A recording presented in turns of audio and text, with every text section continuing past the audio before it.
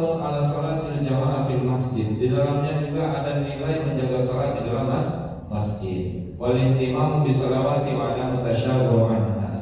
Dan juga memperhatikan salat-salat wajib tersebut serta menghilangkan kesibukan lain atau menghilangkan kesibukan lain kecuali dengan salat itu. Maksudnya begini, ketika salat sudah masuk, kita melepaskan semuanya kesibukan.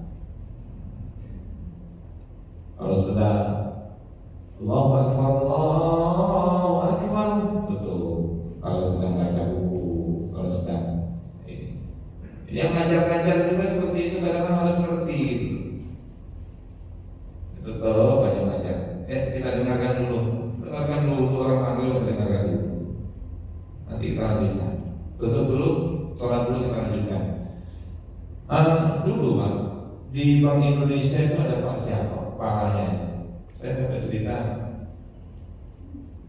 Dulu Kepala Bank Indonesia Kediri ini punya kebiasaan dulu yang sebelum ini dan sebelum ini lagi. Kalau azan itu semuanya harus komputer pause semuanya. Sholat jamaah semuanya di atas. Itu satu periode bagus. Setelah itu nggak tahu.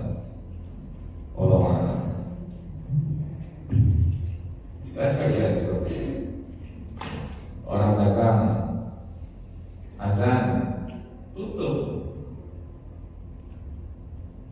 Kecuali kalau yang jaga itu istrinya dan memang nggak harus ke masjid.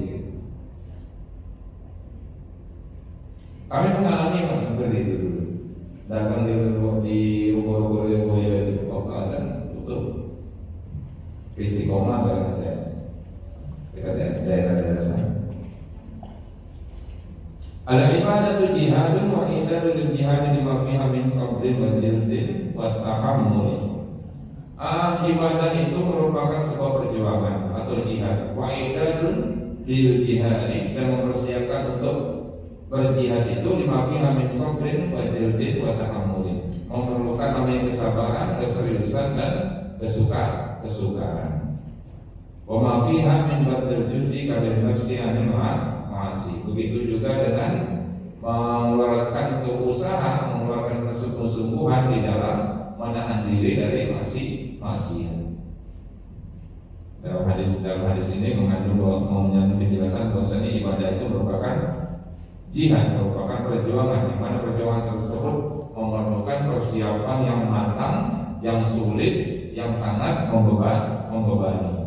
Seperti itu juga kita itu di dalam menjaga diri kita untuk tidak melakukan maksiat. Hadhil umur wasilatun lil maghfirah wa taqarrub ila Allah azza wa jalla. Semua hal ini, perkara ini merupakan wasilah atau perantara untuk menggapai ampunan Allah dan mendekatkan diri kepadanya. Orang kalau sudah dekat itu mau ngapa-ngapain juga enak. Kalau sudah dekat mau berdoa insya Allah dikabulkan. Tanpa berdoa saja kadang-kadang langsung dikabulkan. Terkadang doa itu juga yang tidak mengandung permintaan itu lebih banyak lebih cepat dikabulkan. Coba contoh Nabi Ayub itu, beliau itu ditimpa oleh penyakit yang namanya kusta dan lain sebagainya. Ditinggal anaknya meninggal, ditinggal istrinya lari, hartanya habis.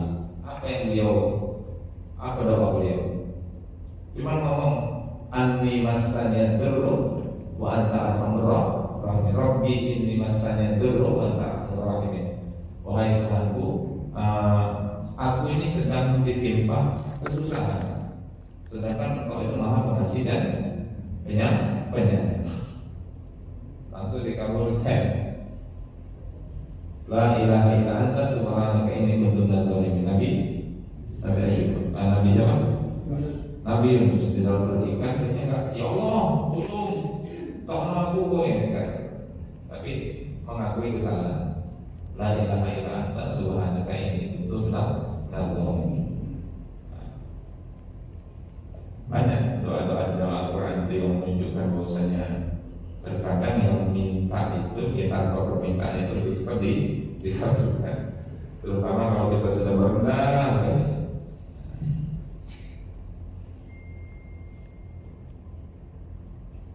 Ma warada fil ahadits min tafkiril dzunub ila ma huwa fi sya'ni ma yata'allaqu bi huquqillah. Di dalam hadis ini kan terdapat sebuah penjelasan bahwasanya amal-amalan ini akan menghapuskan dosa-dosa kita, akan tetapi dosa-dosa ini adalah dosa-dosa yang berkaitan dengan Allah Subhanahu wa taala. Wa amma ma yata'allaqu bi huquqil ibad, dan apabila berkaitan dengan seorang hamba, fala budda min ada'iha bi ashabiha.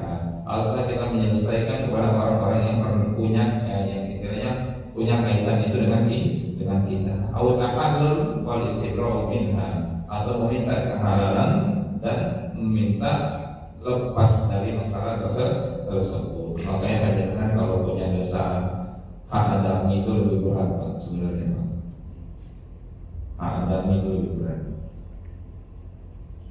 Kami juga kadang nggak sadar. Terkadang membicarakan seseorang atau menghibah itu nanti istilahnya akan membuat kita habis sendiri. Itu kita harus minta halal sebenarnya. Harus jatuh. Pak Kabutan dulu pernah merasanya. Mbaknya ngomong, dia aku yang rasanya sampai mas ya. Wal istibro istilahnya berlepas diri dari dosa-dosa itu. Harus seperti itu. Apalagi dulu kalau masih zaman-zaman sekolah itu kan banyak, kadang kita nakal gitu ya. Makan bakwan itu makan 5, aku 2 gitu. Terus sebenarnya harus bisa minta halal itu. Minta halal. 16. Ini dari hadis yang tadi. Yang ke-16 an Abi Musa al-Asy'ari, ini dari sahabat yang baru, yaitu Abu Musa al-Asy'ari. Qala Rasulullah sallallahu alaihi wasallam, Rasulullah bersabda, "Man shalla al-bardaini dakhala al-jannah." Barang siapa yang salat 2 waktu dingin ini dakhala al-jannah, akan masuk surga.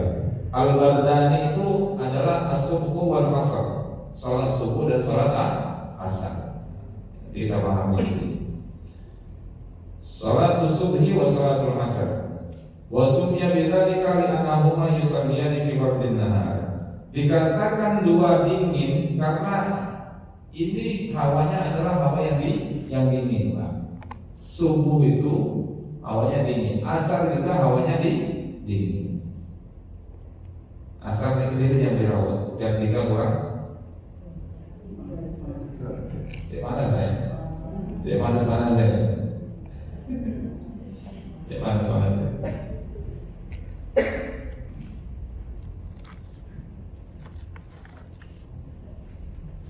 Tapi sepanas-panasnya asar, rasanya jam 11 atau jam 12. Apalagi jam 11. Tadi berangkat untuk khutbah di Wisma Timah dari Simo, ada semua orang itu syak. Kita kayak gitu aja sadar ya. Apalagi nanti kalau neraka ya. Orang sekarang neraka dijadikan candaan. Cek hari pertama di neraka cek enak sekali, nantang kayak gitu. Ya kan pernah kan lihat video AI yang begitu. Hari pertama di neraka cek, berani sekali orang sekarang ini. Karena asal itu hina yatibul hawa wa tadhhabu syiddatul har. Itu waktu-waktu bagaimana waktu tersebut hawa panas itu ingin pergi. Istilahnya hilangnya hawa panas itu di waktu asar itu. Kita langsung ke apa dalam hadis, kandungan hadis ini. Di dalam hadis ini ada fadlul muhafadzati ala salatul fajr. Ada keutamaan untuk menjaga salat subuh. Di annaha takunu min jaladatin naum. dikarenakan salat subuh itu dilakukan ketika pena itu turun.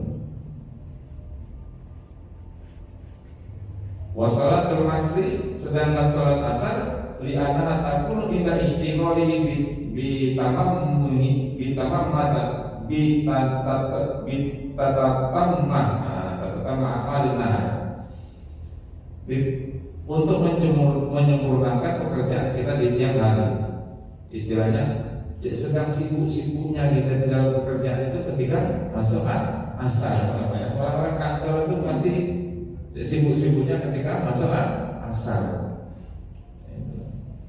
Fal muhafadzatu 'ala ghairihima min babil ula, dan menjaga keduanya itu adalah perkara yang utama. Faqad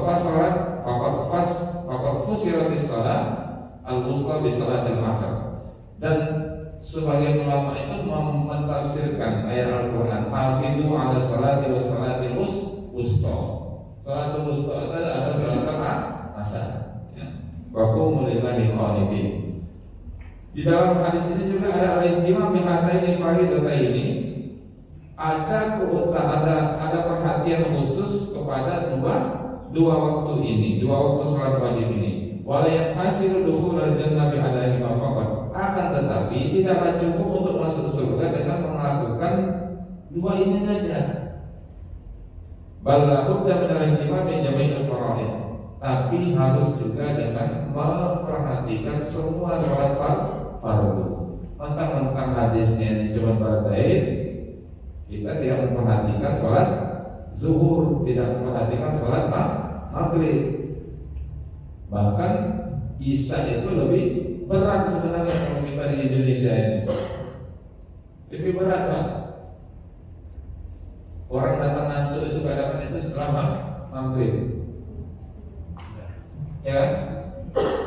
Orang datang ngantuk itu kadang-kadang setelah maghrib.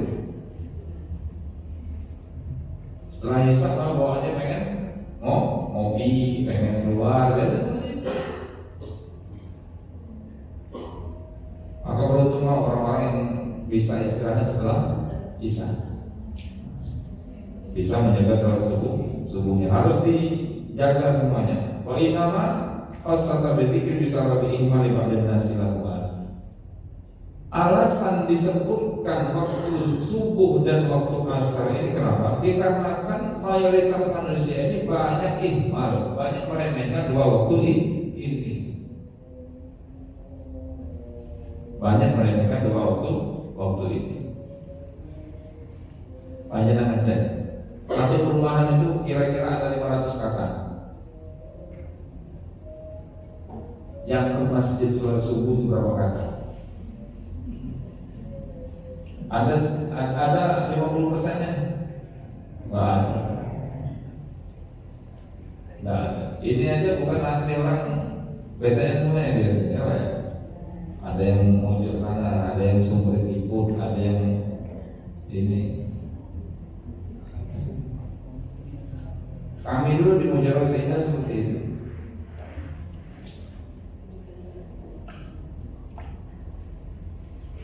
Sebanyak itu rumah, laki-laki yang hadir kalau subuh itu paling 3 saf. Itu saja sudah sepuh-sepuh banyak. Ada pensiun, kadang yang masih dinas, masih aktif, masih gagah-gagahnya itu salat subuh itu susah kali. Tapi sudah bagus lah, sudah pensiun mau masjid. Tapi jangan ketika pensiun ke masjid, di masjid pengen berpuasa lagi, jangan seperti itu. Udah ke pensiun aja gitu Pak. Serahkan kepada yang masih kuat. Mau pensiun dan nggak setruk kali syukur alhamdulillah. Itu.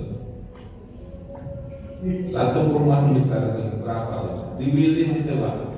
Wilis itu masjid itu ada Wilis itu satu, Wilis satu. Di Wilis satu itu ada tiga masjid, satu musola. Yang tengah itu yang non kunut, yang kanan kiri itu yang pakai kunut, musola pakai kunut.